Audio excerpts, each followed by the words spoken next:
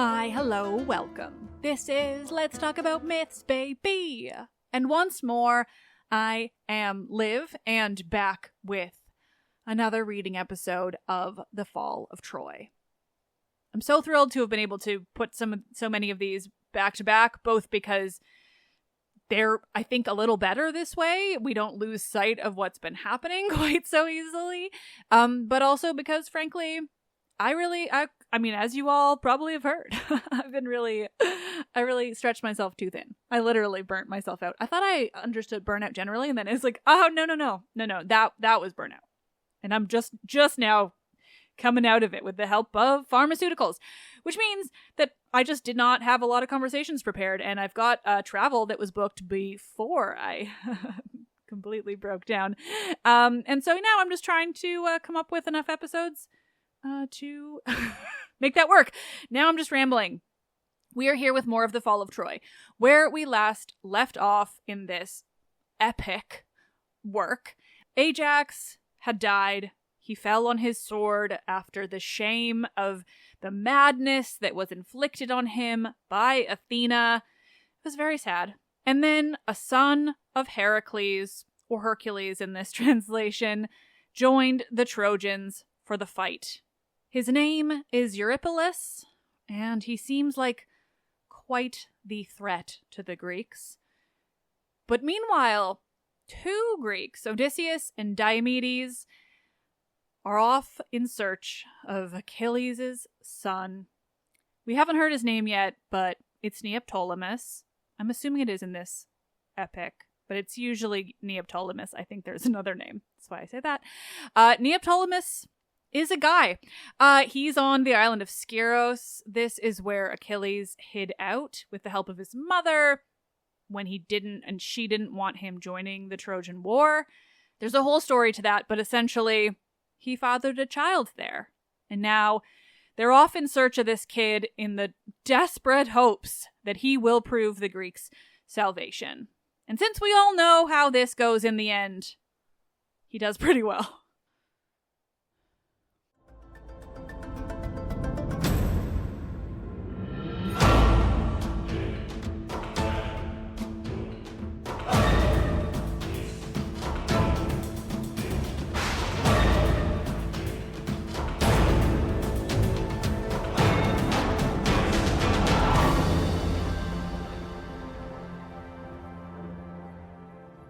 This is Quintus Smyrnaeus' The Fall of Troy, the end of Book 6 and into Book 7, translated by A.S. Way. Now from their rampart forth the Argives poured round godlike Agamemnon. Rang their shouts, cheering each other on to face the fight, and not to cower beside the ships in dread of onset shouts of battle-eager foes.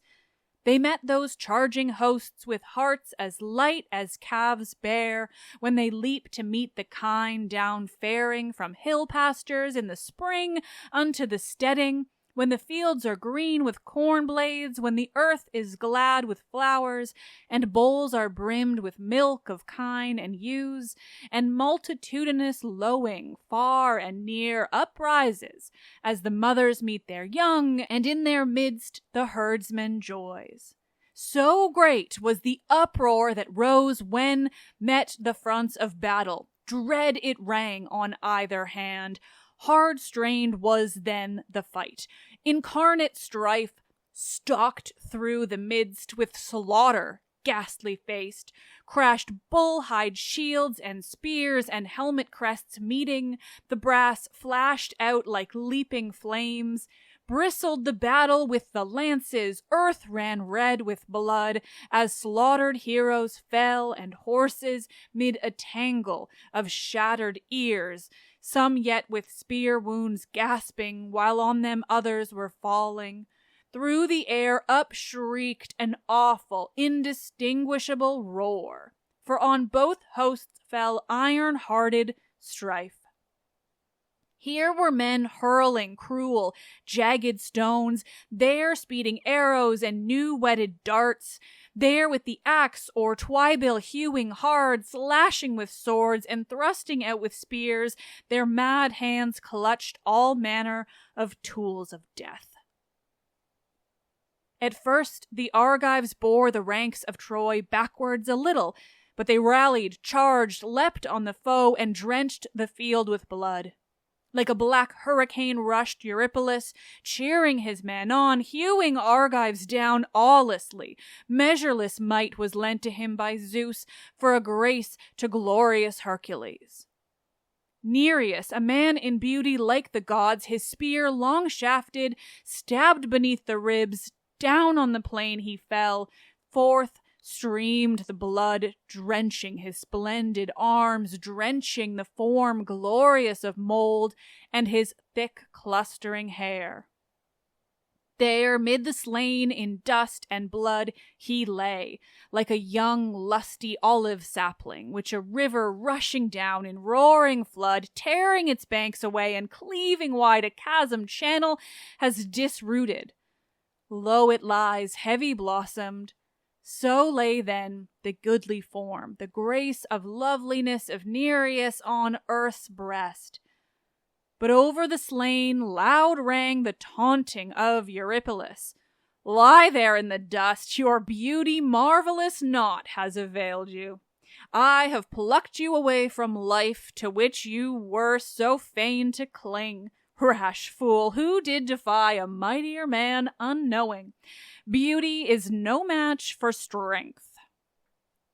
He spoke and leapt upon the slain to strip his goodly arms. But now against him came Machaon, wroth for Nereus, by his side doom overtaken. With his spear he drove at his right shoulder. Strong albeit he was, he touched him, and blood spurted from the gash. Yet before he might leap back from grapple of death, even as a lion or fierce mountain boar, maddens mid-thronging huntsman, furious fain to rend the man whose hand first wounded him, so fierce Eurypylus on Machaon rushed. The long lance shot out swiftly and pierced him through on the right haunch, yet would he not give back nor flinch from the onset, fast though flowed the blood. In haste he snatched a huge stone from the ground and dashed it on the head of Telephus' son, but his helm warded him from death or harm. Then waxed Eurypylus more hotly wroth with that strong warrior, and in fury of soul clear through Machaon's breast he drove his spear, and through the midriff past the gory point. He fell, as falls beneath a lion's jaws a bull, and round him clashed his glancing arms. Swiftly Eurypylus plucked the lance of death out of the wound, and vaunting cried aloud, Wretch, wisdom was not bound up in your heart, that you, a weakling, did come forth to fight a mightier. Therefore are you in the toils of doom. Much profit shall be yours when kites devour the flesh of you in battle slain. Ha! Do you hope still to return, to escape my hands? A leech are you, and soothing salves you know, and by these did haply hope to flee the evil day. Not your own sire on the wind's wings descending from Olympus should save your life, not though between your lips he should pour nectar and ambrosia. Faint breathing answered him the dying man. Eurypylus, your own weird is not to live long. Fate is at point to meet you here on Troy's plain, and to still your impious tongue. So passed his spirit into Hades' halls. Then to the dead man spoke his conqueror. Now on the earth you lie. What shall betide hereafter, I don't care. Yes, though this day's death's doom stands by my feet, no man may live forever. Each man's fate is foreordained. Stabbing the corpse he spoke, then shouted aloud Teucer at seeing Machaon in the dust. Far thence he stood, hard toiling in the fight, for on the centre sore the battle lay. Foe after foe pressed on, yet not for this was Teucer heedless of the fallen brave, neither of Nereus lying hard thereby behind Machaon in the dust. He saw, and with a great voice raised the rescue cry, "Charge, Argives! Flinch not from the charging foe, for shame unspeakable shall cover us if Trojan men hail back to Ilium, noble Machaon, and Nereus godlike fair. Come, with a good heart, let us face the foe to rescue these slain friends, or fall ourselves beside them. Duty bids that men defend friends, and to aliens leave them not a prey. Not without sweat of toil is glory won." Then were the Danaans anguish stung. The earth all round them died, they red with blood of slain, as foe fought foe in even balanced fight. By this to Podalirius tidings came, how that in dust his brother lay, struck down by woeful death. Beside the ships he sat, ministering to the hurts of men with spears stricken. In wrath for his brother's sake he rose, he clad him in his armor, in his breast dread battle prowess swelled.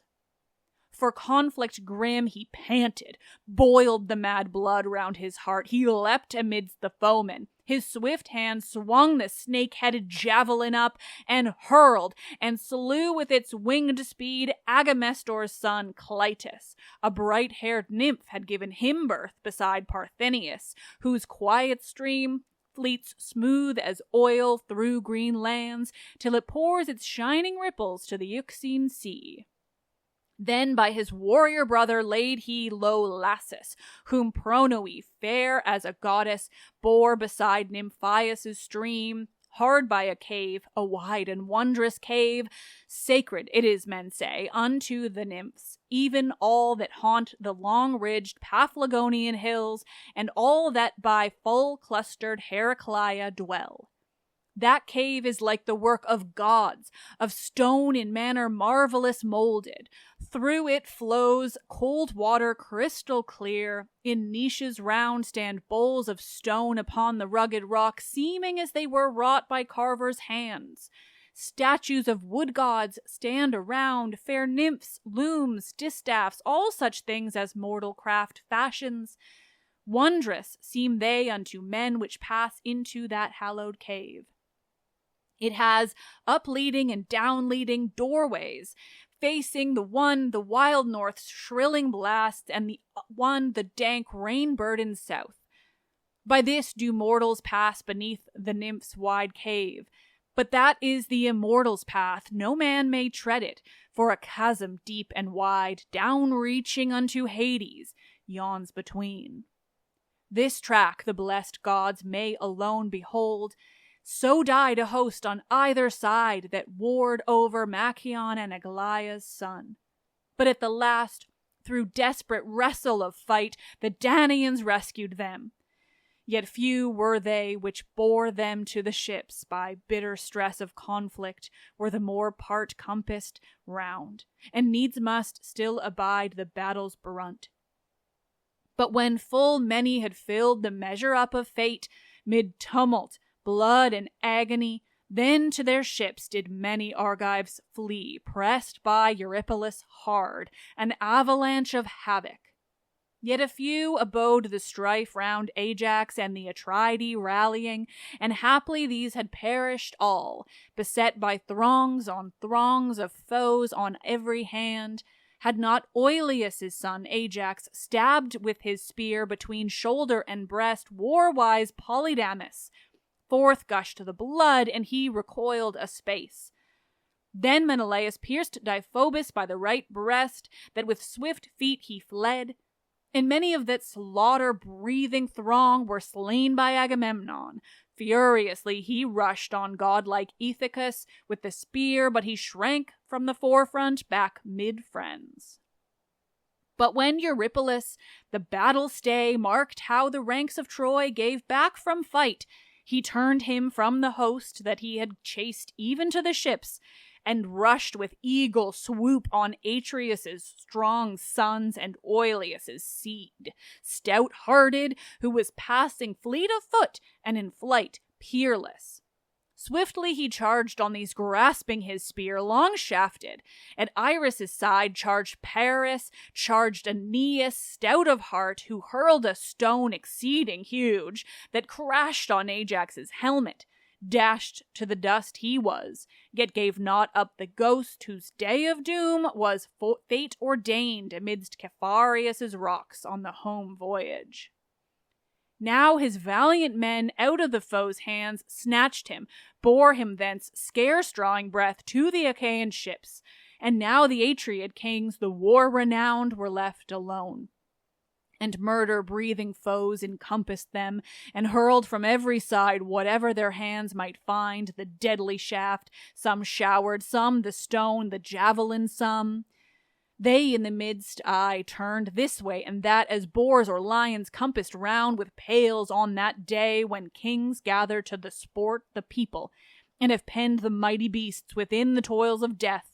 But these, although with walls ringed round, yet tear with tusk and fang what luckless thrall soever draws near. So these death-compassed heroes slew their foes ever as they pressed on. Yet had their might availed not for defense, for all their will, had Teucer and Idomeneus, strong of heart, come not to help, with Thoas, Meriones, and godlike Thrasymedes.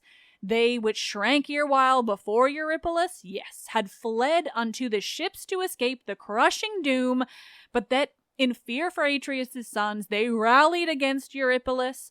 Deadly waxed the fight. Then Teucer, with a mighty spear thrust, smote Aeneas' shield, yet wounded not his flesh, for the great fourfold buckler warded him. Yet feared he, and recoiled a little space. Leapt Meriones upon Lyphuon, the son of Paeon, born of Axius' flood of bright-haired Cleomede. Unto Troy with noble Asteropaeus had he come to aid her folk. Him Meriones' keen spear stabbed beneath the navel, and the lance head tore his bowels forth. Swift sped his soul away into the shadowland. Alcimedes, the warrior friend of Ajax, Oileus' son, shot mid the press of Trojans, for he sped with taunting shout a sharp stone from a sling into their battle's heart. They quailed in fear before the hum and onrush of the bolt. Fate winged its flight to the bold charioteer of Pammon, Hippasus' son. His brow it smote while yet he grasped the reins, and flung him stunned down from the chariot seat before the wheels. The rushing war wain whirled his wretched form between tires and heels of onward leaping steeds, and awful death in that hour swallowed him, when whip and reins had flown from his nerveless hands. Then grief-thrilled Pammon. Hard necessity made him both chariot lord and charioteer. Now to his doom and death day he bowed. Had not a Trojan through that gory strife leapt, grasped the reins, and saved the prince, when now his strength failed beneath the murderous hands of foes. As godlike Acamas charged, the stalwart son of Nestor thrust the spear above his knee, and with that wound sore anguish came on him. Back from the fight he drew, the deadly strife he left unto his comrades. Quenched was now his battle lust. Eurypylus' henchman smote Ecumon, Thoas' friend, amidst the fray beneath the shoulder. Nigh his heart the spear passed bitter biting. Over his limbs brake out, mingled with blood, cold sweat of agony. He turned to flee. Eurypylus' giant might chased, caught him, shearing his healed tendons through. There, where the blow fell, his reluctant feet stayed, and the spirit left his mortal frame.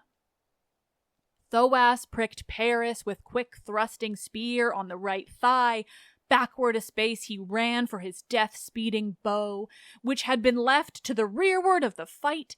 Idomeneus upheaved a stone, huge as his hands could swing, and dashed it on Eurypylus' arm. To earth fell his death-dealing spear. Backward he stepped to grasp another, since from out his hand the first was smitten. So had Atreus' sons a moment's breathing space from stress of war. But swiftly drew Eurypylus' henchman near, bearing a stubborn shafted lance, wherewith he broke the strength of many. In stormy might then charged he on the foe, whomso he met he slew, and spread wide havoc through their ranks. Now neither Atreus' sons might steadfast stand, nor any valiant Danaan beside, for ruinous panic suddenly gripped the hearts of all. For on them all Eurypylus rushed, flashing death in their faces, chased them, slew, cried to the Trojans and to his chariot lords, "Friends, be of good heart, to these Danaans let us deal slaughter and doom's darkness now. Lo, how like scared sheep back to the ships they flee. Forget not your death-dealing battle lore, O you that from your youth are men of war." Then charged they on the Argives as one man, and these in utter panic turned and fled the bitter battle. Those hard after them followed, as white-fanged hounds hold deer in chase up the long forest glens. Full many in dust they dashed down, howsoever they longed to escape the slaughter grim and great of that wild fray. Eurypylus had slain Bucolion, Nessus, and Chromion, and Antiphus. The two in Mycenae dwelt, a goodly land. In Lacedaemon too, men of renown, albeit they were, he slew them. Then he smote a host unnumbered of the common throng. My strength should not suffice to sing their fate, how fain soever, though within my breast were iron lungs. Aeneas slew withal Antimachus and Pheres, to which left Crete with Idomeneus. Agenor smote Molus the princely. With King Sthenelus he came from Argos, hurled from far behind a new dart whetted, as he fled from fight, piercing his right leg, and the eager shaft cut sheer through the broad sinew, shattering the bones with anguished pain. And so his doom met him, to die a death of agony. Then Paris' arrows laid proud Phorcys low, and Mossinus, brethren both from Salamis, who came in Ajax's ships, and never more saw the homeland. Cleolaus smote he next, Maggie's stout henchman, for the arrow struck his left breast. Deadly night enwrapped him round, and his soul fleeted forth. His fainting heart still in his breast, fluttering convulsively, made the winged arrow shiver. Yet again did Paris shoot at bold Eetion. Through his jaw leapt the sudden flashing brass. He groaned, and with his blood were mingled tears. So ever man slew man, till all the space was heaped with Argives each on other cast. Now had the Trojans burnt with fire the ships, had not night, trailing heavy-folded mist, uprisen. So Eurypylus drew back, and Troy's sons with him, from the ships aloof a little space, by Simois' outfall. There camped they exultant.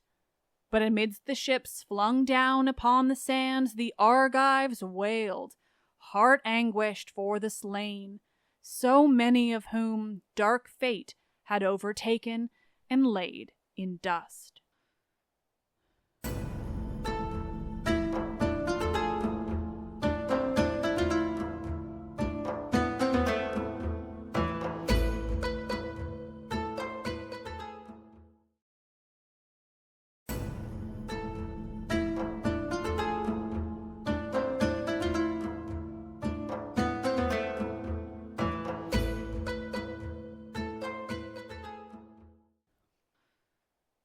That was Book 6. Now, Book 7.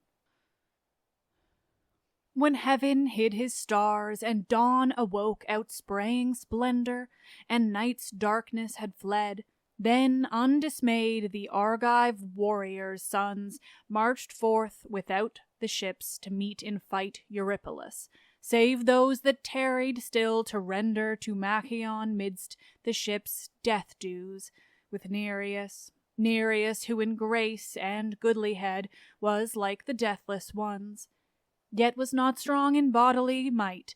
The gods grant not perfection in all things to men, but evil still is blended with the good by some strange fate. To Nereus' winsome grace was linked a weakling's prowess, yet the Greeks slighted him not, but gave him all death dues, and mourned above his grave with no less grief than for Machaon, whom they honored, aye, for his deep wisdom as the immortal gods. One mound they swiftly heaped above these two. Then in the plain once more did murderous war madden. The multitudinous clash and cry rose as the shields were shattered with huge stones, were pierced with lances. So they toiled in fight, but all this while lay Podalares fasting in dust and groaning, leaving not his brother's tomb, and oft his heart was moved with his own hands to slay himself. And now he clutched his sword, and now amidst his herbs sought for a deadly drug, and still his friends essayed to stay his hand and comfort him with many pleadings. But he would not cease from grieving. Yes, his hands had split his life there on his noble brother's new-made tomb.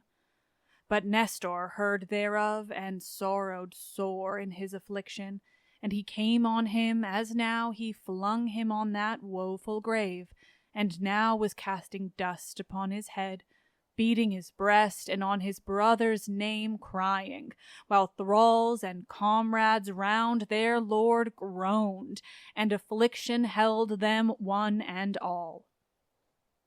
Then gently spoke he to that stricken one, "Refrain from bitter moan and deadly grief, my son.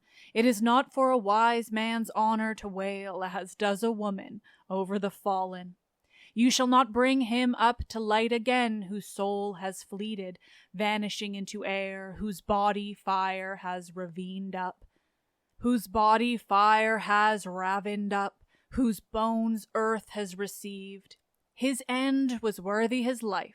Endure your sore grief, even as I endured, who lost a son, slain by the hands of foes, a son not worse than your Machaon, good with spears in battle, good in counsel. None of all the youths so loved his sire as he loved me. He died for me, yes, died to save his father. Yet when he was slain did I endure to taste food and to see the light, well knowing that all men must tread one path Hades-ward, and before all lies one goal, death's mournful goal. A mortal man must bear all joys, all griefs that God vouchsafes to send." Made answer that heart-stricken one, while still wet were his cheeks with ever-flowing tears, "Father, my heart is bowed beneath crushing grief for a brother passing wise, who fostered me even as a son. When to the heavens had passed our Father, in his arms he cradled me. Gladly he taught me all his healing lore. We shared one table, in one bed we lay. We had all things in common, these and love. My grief cannot forget, nor I desire, now he is dead, to see the light of life." Then spoke the old man to that stricken one, "To all men fate assigns one same sad lot, bereavement. Earth shall cover all alike, albeit we tread not the same path of life, and none the path he chooses, for on high good things and bad lie on the knees of gods unnumbered, indistinguishable blend.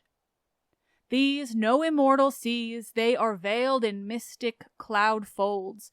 Only fate puts forth her hands thereto, nor looks at what she takes, but casts them from Olympus down to earth. This way and that they are wafted, as it were by gusts of wind. The good man often is whelmed in suffering, wealth undeserved is heaped on the vile person, blind is each man's life, therefore he never walks surely. Often he stumbles, ever devious is his path, now sloping down to sorrow, mounting now to bliss. All happy is no living man from the beginning to end, but still the good and evil clash. Our life is short, beseems not then in grief to live. Hope on, still hope for better days, chain not to woe your heart. There is a saying among men, that to the heavens unperishing mount the souls of good men, and to nether darkness sink souls of the wicked. Both to God and man dear was your brother, good to brother men and son of an immortal. Sure am I that to the company of gods shall he ascend, by intercession of your father. Then raised he that reluctant mourner up with comfortable words. From that dark grave he drew him, backward gazing often with groans. To the ships they came, where Greeks and Trojan men had bitter labor of rekindled war.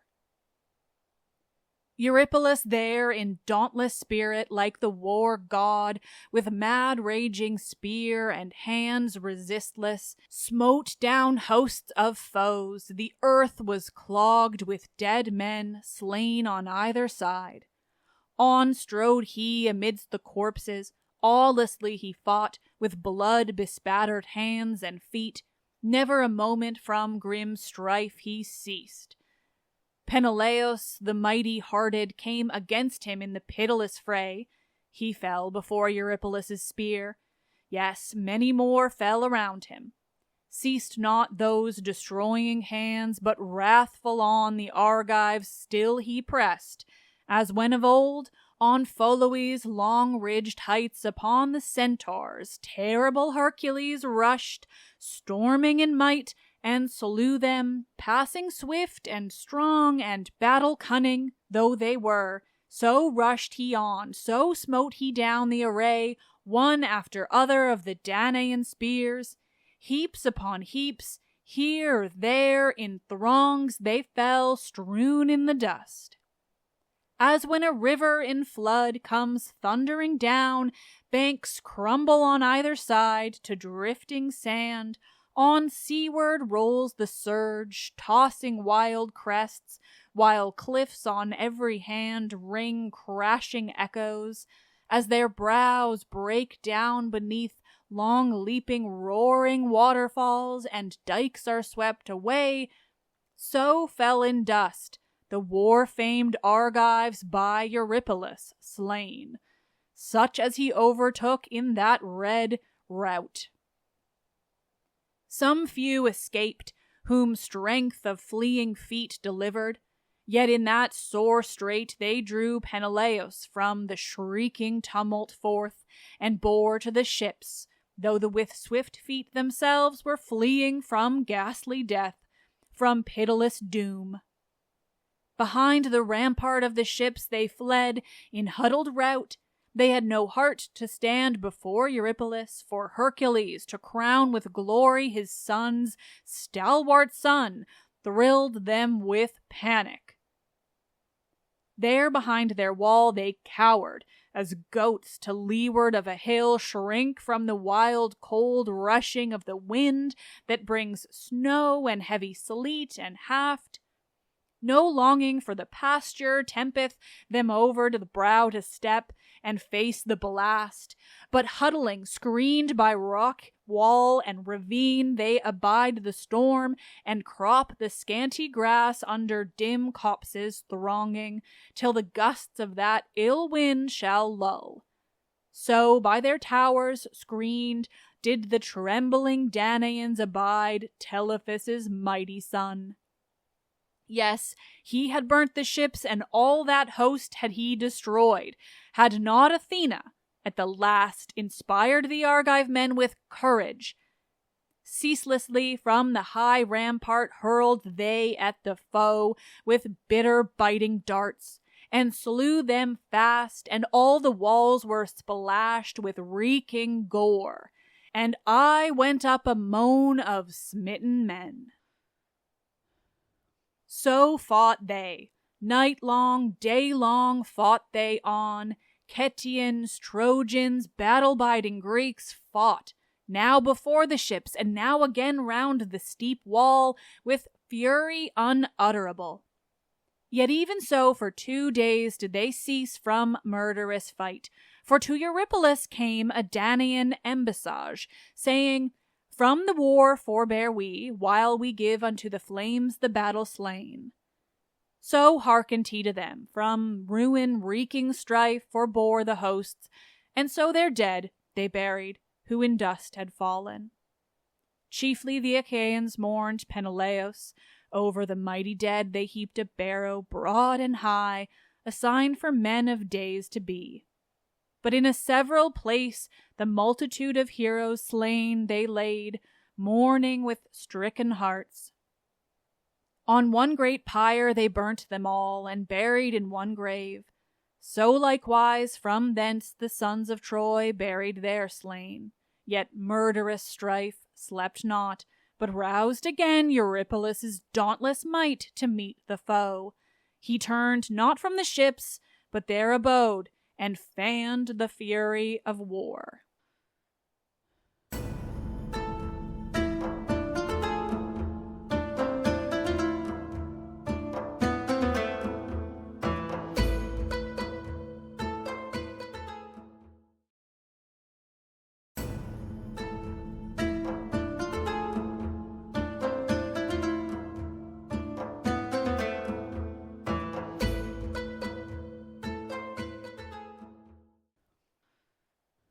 Meanwhile, the black ship on to Scyros ran, and those two found before his palace gate Achilles' son, now hurling dart and lance, now in his chariot driving fleet-foot steeds.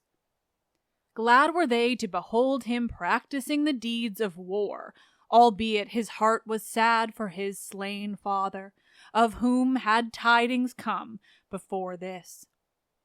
With reverent eyes of awe they went to meet him, for that goodly form and face seemed even as very Achilles unto them. But he, or ever they had spoken, cried, All hail, you strangers, unto this my home. Say whence you are, and who, and what is the need that brings you over the barren seas? So spoke he, and Odysseus answered him, Friends are we of Achilles, lord of war, to whom of Didamia you were born. Yes, when we look on you, we seem to see that hero's self, and like the immortal ones was he. Of Ithaca am I, this man of Argos, nurse of horses. If perchance you have heard the name of Tydeus' warrior son, or of the wise Odysseus, lo, I stand before you, sent by voice of prophecy. I pray you, pity us, come you to Troy and help us. Only so unto the war an end shall be. Gifts beyond words to you the Achaean kings shall give. Yes, I myself will give to you your godlike father's arms, and great shall be your joy in bearing them, for these be like no mortal's battle gear, but splendid as the very war god's arms. Over their marvelous blazonry has gold been lavished. Yes, in heaven Hephaestus' self rejoiced in fashioning that work divine, the which your eyes shall marvel to behold, for earth and heaven and sea upon the shield are wrought, and in its wondrous compass are creatures that seem to live and move, a wonder even to the immortals. Never man has seen their like, nor any man has worn, save your father only, whom the Achaeans all honored as Zeus himself. I chiefliest from my heart loved him, and when he was slain, to many a foe I dealt ruthless doom, and through them all bare back to the ships his corpse. Therefore his glorious arms did Thetis give to me. These, though I prize them well, to you I will give gladly when you come to Troy. Yes, also when we have smitten Priam's towns, and unto Hellas in our ships return, shall Menelaus give you, and you will, his princess child to wife. of love for you, and with his bright-haired daughter shall bestow rich dower of gold and treasure, even all that meet is to attend a wealthy king. So spoke he, and replied Achilles' son, If, bidden of oracles, the Achaean men summon me, let us with tomorrow's dawn fare forth upon the broad depths of the sea, if so to longing Danaans I may prove a light of help. Now pass we to my halls, and to such guest fare as befits to set before the stranger, for my marriage day. To this the gods in time to come shall see. Then hallward led he them, and with glad hearts they followed. To the forecourt when they came of that great mansion, found they there the queen Diademia, in her sorrow of soul grief wasted. As when snow from mountain sides before the sun and east wind wastes away, so pined she for that princely hero slain. Then came to her amidst her grief the kings, and greeted her in courteous wise. Her son drew near and told their lineage and their names, but that for which they came he left untold, until the morrow, lest unto her woe there should be added grief and floods of tears, and lest her prayers should hold him from the path whereon his heart was set. Straight feasted these, and comforted their hearts with sleep, even all which dwelt in sea-ringed Scyros, night-long lulled by long low thunder of the girdling deep, of waves Aegean breaking on her shores, but not on Diademia fell the hands of kindly sleep. She bore in mind the names of crafty Odysseus and of Diomedes the godlike, how these two had widowed her of battle-fain Achilles, how their words had won his aweless heart, to fare with them to meet the war-cry where stern fate met him, shattered his hope of home return, and laid measureless grief on Peleus and on her. Therefore an awful dread oppressed her soul, lest her son, too, to tumult of the war should speed, and grief be added to her grief.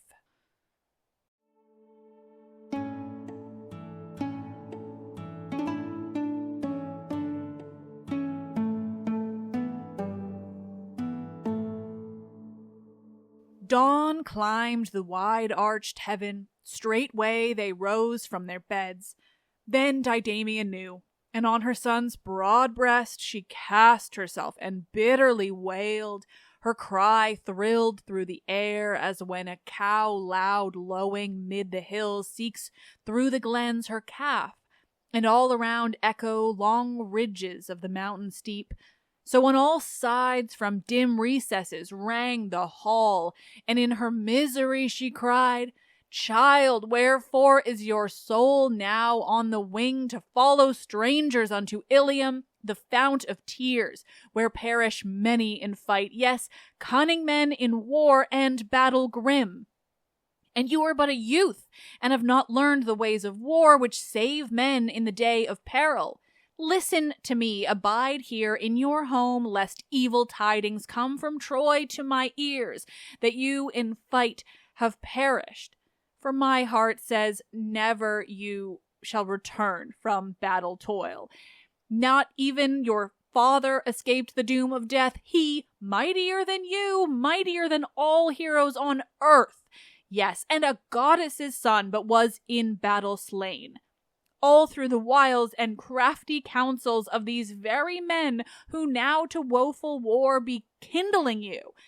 Therefore my heart is full of shuddering fear, lest, son, my lot should be to live bereaved of you, and to endure dishonor and pain. For never heavier blow on woman falls than when her lord has perished, and her sons die also, and her house is left to her desolate. Straightway evil men remove her landmarks, yes, and rob her of her all, setting the right at naught. There is no lot more woeful and more helpless than is hers who is left a widow in a desolate home. Loud wailing spoke she, but her son replied, Be of good cheer, my mother. Put from you evil foreboding. No man is in war beyond his destiny slain. If my weird be to die in my country's cause, then let me die when I have done deeds worthy of my father. Then to his side old Lycomedes came, and to his battle-eager grandson spoke. O valiant-hearted son, so like your father, I know you strong and valorous yet. Oh, yet for you I fear the bitter war. I fear the terrible sea surge. Shipmen evermore hang on destruction's brink. Beware, my child, perils of war when you sail back from Troy or other shores, such as beset full oftentimes the voyagers that ride the long sea ridges, when the sun has left the archer star and meets the misty goat, when the wild blasts drive on the lowering storm, or when Orion to the darkling west slopes into ocean's river, sinking slow. Beware the time of equal days and nights when blasts that over the sea's abysses rush. None knows whence in fury of battle crash. Beware the Pleiades setting when the sea maddens beneath their power, nor these alone, but other stars, terrors of hapless men, as over the wide sea gulf they set or rise. Then kissed he him, nor sought to stay the feet of him who panted for the clamor of war, who smiled for pleasure and for eagerness to haste to the ship. Yet were his hurrying feet stayed by his mother's pleading, and her tears still in those halls a while.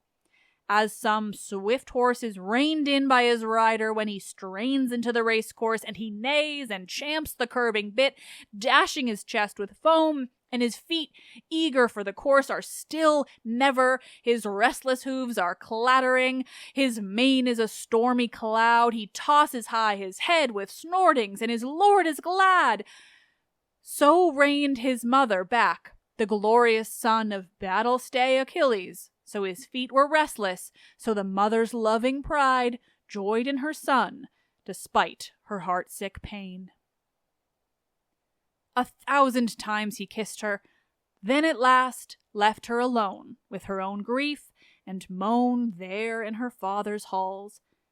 As over her nest a swallow in her anguish cries aloud for her lost nestlings, which, mid piteous shrieks, a fearful serpent has devoured and wrung the loving mother's heart, and now above that empty cradle spreads her wings, and now flies round its porchway, fashioned cunningly, lamenting piteously her little ones. So for her child Didamia mourned.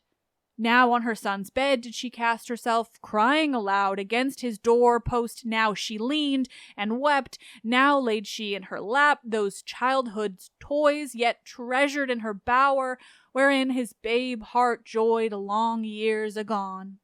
She saw a dart there left behind of him, and kissed it over and over. Yes, whatso else her weeping eyes beheld, that was her son's. Naught heard he of her moans unutterable, but was afar, fast striding to the ship. He seemed, as his feet swiftly bore him on, like some all-radiant star, and at his side with Tydeus' son war-wise Odysseus went, and with them 20 gallant-hearted men, whom Didamia chose as trustiest of all her household, and unto her son gave them for henchmen, swift to do his will. And these attended Achilles' valiant son, as through the city to the ship he sped. On with glad laughter in their midst he strode, and Thetis and the Nereids joyed thereat. Yes, glad was even the raven-haired, the lord of all the sea, beholding that brave son of princely Achilles, marking how he longed for battle. Beardless boy, albeit he was, his prowess and his might were inward spurs to him. He hasted forth his fatherland like to the war god, when to gory strife he speeds, wroth with foes. when maddens his heart and grim his frown is, and his eyes flash levin flame around him, and his face is clothed with glory of beauty, terror blent, as on he rushes, quail the very gods, so seemed Achilles' goodly son, and prayers went up through all the city unto heaven to bring their noble prince safe back from war, and the gods listened to them. High he towered above all stateliest men which followed him. So came they to the heavy plunging sea, and found the rowers in the smooth-wrought ship handling the tackle, fixing mast and sail. Straightway they went aboard, the shipmen cast the hawsers loose, and heaved the anchor stones, the strength and stay of ships in time of need. Then did the sea queen's lord grant voyage fair to these with gracious mind, for his heart yearned over the Achaeans, by the Trojan men and mighty-souled Eurypylus hard bestead. On either side of Neoptolemus sat those heroes, gladdening his soul with tales of his sire's mighty deeds. Of all he wrought in sea raids and in valiant Telephus' land, and how he smote round Priam's burge the men of Troy for glory unto Atreus' sons. His heart glowed, fain to grasp his heritage, his aweless father's honor and renown. In her bower, sorrowing for her son the while, Didamia poured forth sighs and tears. With agony of soul her very heart melted in her, as over coals does lead or wax, and never did her moaning cease, as over the wide sea her gaze followed him. Yes, for her son a mother frets still, though it be to a feast that he is gone by a friend bidden forth. But soon the sail of that good ship, far fleeting over the blue, grew faint and fainter, melted in sea haze. But still she sighed, still day long made her moan.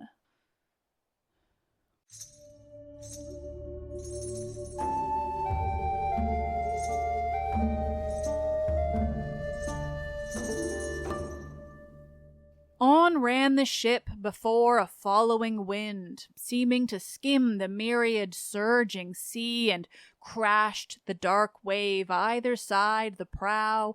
Swiftly across the abyss, unplumbed, she sped. Night's darkness fell about her, but the breeze held, and the steersman's hand was sure. Over gulfs of brine she flew, till dawn divine rose up to climb the sky. Then sighted they the peaks of Ida, Crissa next, and Smyrnaeus' fane, then the Sigean strand, and then the tomb of Aeacus' son. Yet would Laertes' seed, the man discreet of soul, not pointed out to Neoptolemus, lest the tide of grief, too high, should swell within his breast. They passed Calydni's isles, left Tenedos behind, and now was seen the fane of Elias, where stands Protesilaus' tomb, beneath the shade of towery elms, when, soaring high above the plain, their topmost boughs discern Troy, straightway whither all their highest sprays. Nigh Ilium now the ship by wind and oar was brought. They saw the long strand fringed with keels of Argives, who endured sore labor of war even then about the wall, the which themselves had reared to screen the ships and men in stress of battle. Even now Eurypylus' hands to earth were like to dash it and destroy, but the quick eyes of Tydeus' strong son marked how rained the darts and stones on the long wall. Forth of the ship he sprang, and shouted loud with all the strength of his undaunted breath, "Friends, On the Argive men is heaped this day sore labor. Let us don our flashing arms with speed, and to yon battle turmoil haste. For now upon our towers the warrior sons of Troy press hard, yes, haply will they tear the long walls down and burn the ships with fire, and so the souls that long for home return shall win it never. No, ourselves shall fall before our due time, and shall lie in graves in Ilion, far from children and from wives.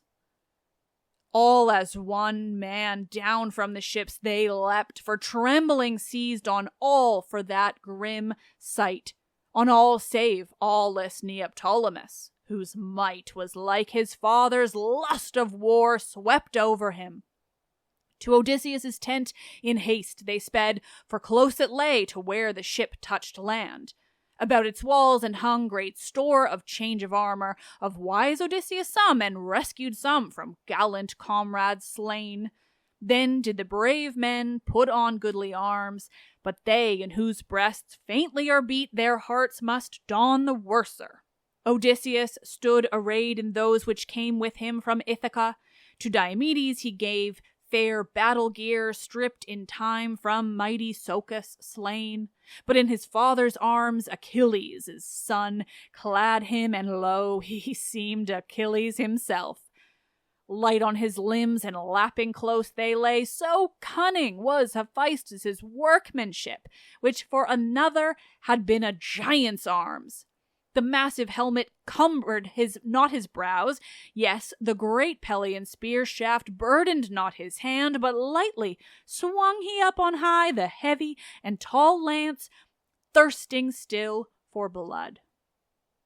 Of many Argives which beheld him then might none draw nigh to him, how fain soever, so fast were they in that grim grapple, locked of the wild war that raged all down the wall. But as when shipmen under a desolate isle amid the wide sea by stress of weather bound chafe, while afar from men the adverse blasts prison them many a day, they pace the deck with sinking hearts, while scantier grows their store of food. They weary till a fair wind sings. So joyed the Achaean host, which theretofore were heavy of heart, when Neoptolemus came joyed in the hope of breathing space from toil. Then, like the aweless lions, flashed his eyes, which mid the mountains leaps in furious mood to meet the hunters that draw nigh his cave. Thinking to steal his cubs, there left alone in a dark shadowed glen, but from a height the beast has spied, and on the spoilers leaps with grim jaws, terribly roaring. Even so, that glorious child of Aeacus' aweless son against the Trojan warriors burned in wrath. Thither his eagle swoop descended first, where loudest from the plain uproared the fight. There weakest, he divined, must be the wall. The battlements lowest, since the surge of foes break heaviest there. Charged at his side the rest, breathing the battle spirit. There they found Eurypylus, mighty of heart, and all his men scaling a tower, exultant in the hope of tearing down the walls, of slaughtering the Argives in one fell swoop. No mind the gods had to accomplish their desire. But now Odysseus, Diomedes the strong, Leonteus, and Neoptolemus, as a god in strength and beauty, hailed their javelins down and thrust them from the wall.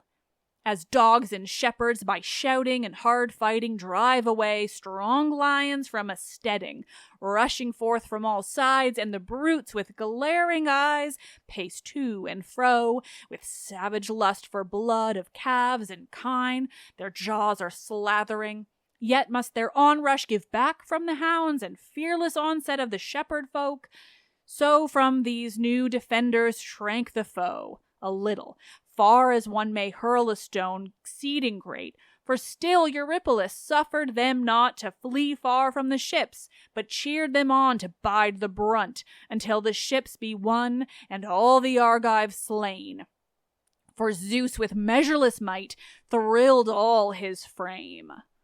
Then seized he a rugged stone and huge, and leapt and hurled it full against the high-built wall. It crashed and terribly boomed that rampart steep to its foundations. Terror gripped the Greeks, as though that wall had crumbled down in dust, yet from the deadly conflict flinched they not, but stood fast, like to jackals or to wolves, bold robbers of the sheep, when mid the hills hunters and hounds would drive them forth their caves, being grimly purposed there to slay their whelps. Yet these, albeit tormented by the darts, flee not, but for their cubs' sake bide and fight. So for the ship's sake they abode and fought, and for their own lives. But Eurypylus afront of all the ships stood, taunting them. Coward and dastard souls, no darts of yours had given me pause, nor thrust back from your ships, had not your rampart stayed mine onset rush. You are like to dogs that in a forest flinch before a lion. Skulking there within, you are fighting, no, are shrinking back from death. But if you dare come forth on Trojan ground, as once when you were eager for the fray, none shall from ghastly death deliver you. Slain by my hand, you all shall lie in dust.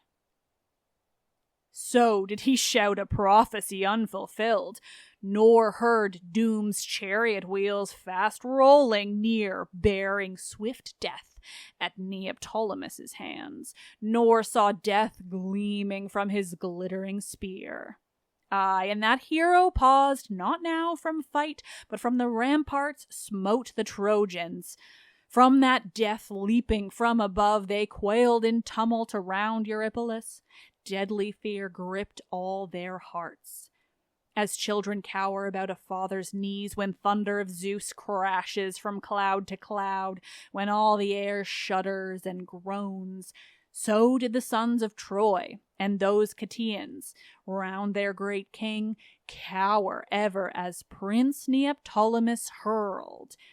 For death rode upon all he cast and bore his wrath straight rushing down upon the heads of foes. Now in their hearts those wildered Trojans said that once more they beheld Achilles' self gigantic in his armor. Yet they hid that horror in their breasts, lest panic fear should pass from them to the Cetian host and King Eurypylus.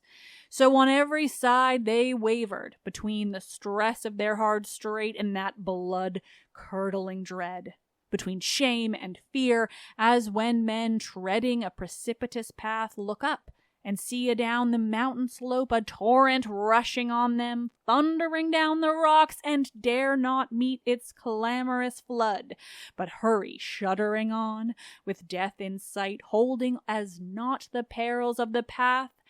So stayed the Trojans, spite of their desire to flee the imminent death that waited them beneath the wall.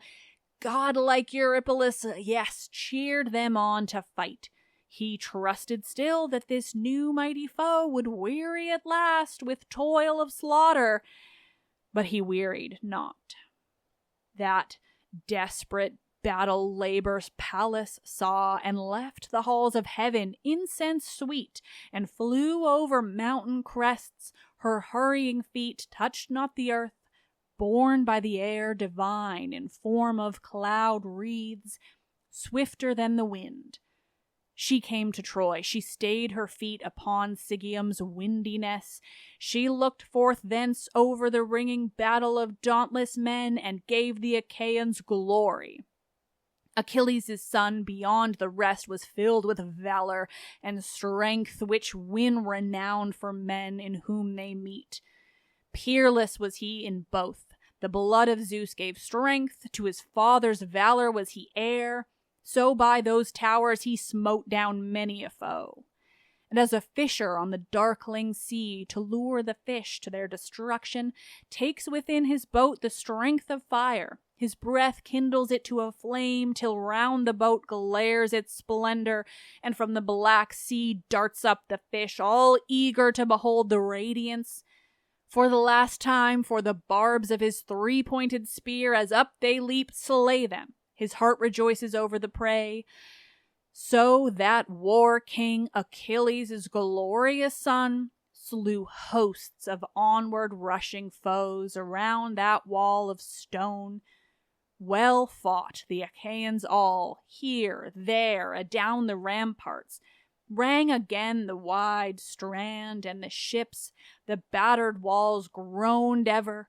Men with weary ache of toil fainted on either side. Sinews and might of strong men were unstrung. But over the son of battle stay Achilles weariness crept not. His battle-eager spirit, yes, was tireless. Never touched by pulsing fear, he fought on, as with the triumphant strength of an ever-flowing river.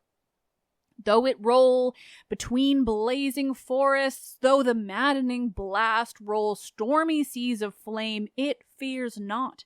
For at its brink faint grows the fervent heat, the strong flood turns its might to impotence. So weariness nor fear could bow the knees of hero Achilles' gallant-hearted son.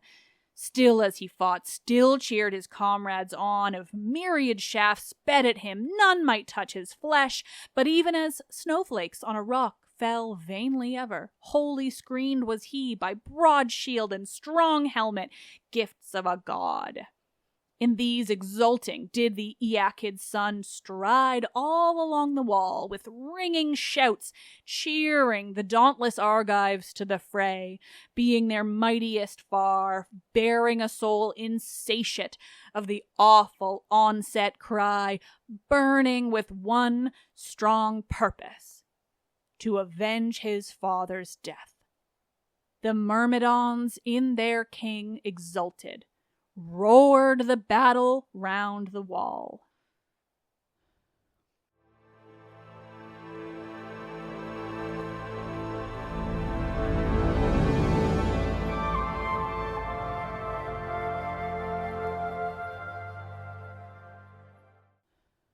Oh, nerds. That was a joy, honestly. I mean, it's very difficult to just deal with all of the battle stuff right now, but it's beautifully written. Neoptolemus, well, I honestly don't even know what is in this source or not, but my main memory of him is that he's just like a warmongering piece of crap. So we'll see what comes. We'll see what comes of Neoptolemus. Thankfully, he has a great name. Except I'm sure you all noticed it took, I don't even know how many paragraphs of this man's story before we actually heard his name.